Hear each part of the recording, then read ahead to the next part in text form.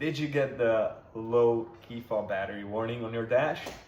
Hey guys, welcome to this video. My name is Tom and today I'm going to show you how to replace the Keyfob in this generation of Mercedes key. It's a very easy job, it takes like 2 minutes. All you need is two 2025 battery, this one, and a flathead screwdriver and your key of course.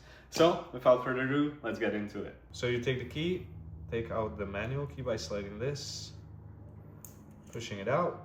Then you see this small tab, so you need to put in the key and just push it out. It's gonna push out the back part like that. Super simple. Put it out. Now you see the battery. This is where your flathead screwdriver comes in handy. You just put it in and just take the battery out.